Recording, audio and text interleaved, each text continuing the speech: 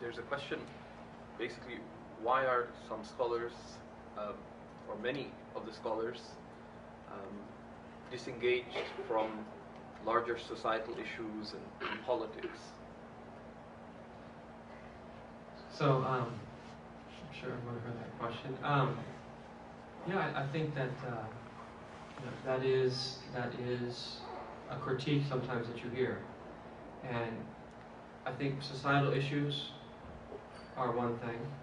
Among the societal issues are politics, and then politics is something else. One of the when Yahya Omar was here, he was at the IMO, and one morning he was asked about something of this sort, about the scholars' engagement in these events and so forth that were taking place. This was right around the time of the Arab Spring and so forth. And he mentioned a hadith of the Prophet ﷺ, where the man came to the Prophet and he said that he grabbed the Prophet very roughly until he made his neck turn red. He said that, Ya Banu Hashim, O tribe of Hashim, innukum butal, you delay paying back your debts. Give me the money that you owe me. Sayyidina Umar was there and wanted to pull out the sword, cut the head off of this munafiq, and that he wanted to kill him, and he scared him. And that then the Prophet said to Umar, Ya Umar, that he and I were in more need of something greater than that from you. U'murhu bil husn al-talab, right? Ask him to ask well, and ask me to pay back my debts right. So what Ibn Umar took from this hadith is that the role of the scholar before Arab Spring, during Arab Spring, after Arab Spring, before the Mongol invasion, during the Mongol invasion, after the Mongol invasion, before the Crusades, during the Crusades, after the Crusades, before 9/11, during 9/11, after 9/11 is the same. Is that the point of the position of a scholar is that they should be in a neutral space, is that they advise both the hakim and the mahkum. They advise both the scholar and they advise both the ruler and the ruled. That the scholar has to be in an independent space is where they advise everyone to do what is right accordingly. This is the lofty position of a scholar. And so meaning is that sometimes the scholars might be considered to be that back out a little bit. But in reality, they're back out of it because they have to stay out of certain things in order to properly advise both sides.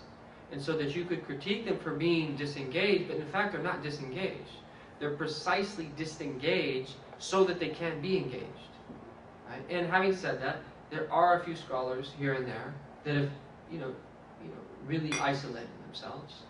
And that, Islam doesn't create a monolithic type Muslim. There's room for that in our tradition. Is that you need worshippers in society for the society to function. Just as you need different parts of the human body to be there for the human body to function. You need worshippers. You need people that are going to be disengaged. And then you need people that are going to be partially disengaged. And then you need people that are actively going to take out certain things under the guidance of the ulama. There's certain things that the scholars, it's not befitting for them to be actively involved in. That they should be disengaged precisely so that they can fulfill their function of advising, both sides. But to expect everyone to be involved in everything and every initiative, that's ridiculous. I mean, that's not how companies work. That's not how governments work. That's not the way anything works. That in order for a company to function properly, is that if the CEO was having to serve coffee, right, or sweep the floors, how is he going? The CEO has to be disengaged from what the janitors are doing. He has to be disengaged from what the salesmen are doing, precisely because he's dealing with the overall direction.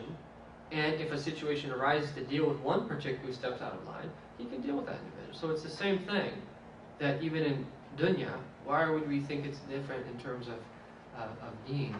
And it's a good question though. And so this applies in general to everything that is taking place, but also applies in particular to politics. Is that for the most part, our scholars are very wary of politics, and because of the danger involved in it.